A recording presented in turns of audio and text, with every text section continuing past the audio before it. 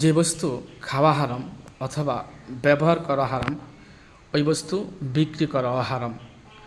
রাসূলুল্লাহ সাল্লাল্লাহু আলাইহি ওয়াসাল্লাম বলেছেন, ইন্নাল্লাহা আজ্জা ওয়া জাল্লা ইযা হাররামা শাইআন হাররামা সামানাহ।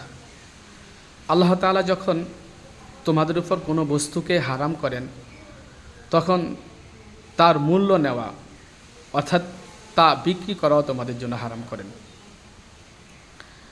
আর মহান আল্লাহ তাআলা বলেন, অকদ ফাসসালা লাকুম মা হাররামা আলাইকুম ইল্লা মা তুরিতুম ইলাইহি। মহান আল্লাহ তাআলা তোমাদের উপরে যা হারাম করেছেন তা বিস্তারিত বর্ণনা করেছেন, তা তোমাদেরকে জানিয়ে দিয়েছেন।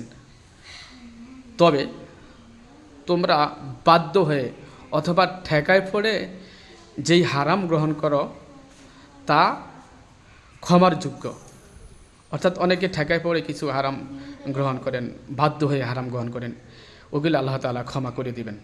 তবে যে বস্তু খাওয়া হারাম, যেমন সিগারেট খাওয়া হারাম, সিগারেট বিক্রি করা হারাম, জর্দা খাওয়া হারাম, জর্দা বিক্রি করা হারাম, তামাক খাওয়া হারাম, গুল খাওয়া হারাম, এগুলি বিক্রি করা হারাম, সাপ খাওয়া হারাম, সাপ বিক্রি করা হারাম, কুকুর খাওয়া হারাম, কুকুর বিক্রি করা হারাম, বিড়াল খাওয়া হারাম, বিড়াল বিক্রি করা হারাম। এভাবে যা কিছু খাওয়া হারাম তা কিছু বিক্রি করা হারাম, যা কিছু ব্যবহার করা হারাম তা বিক্রি করাও হারাম।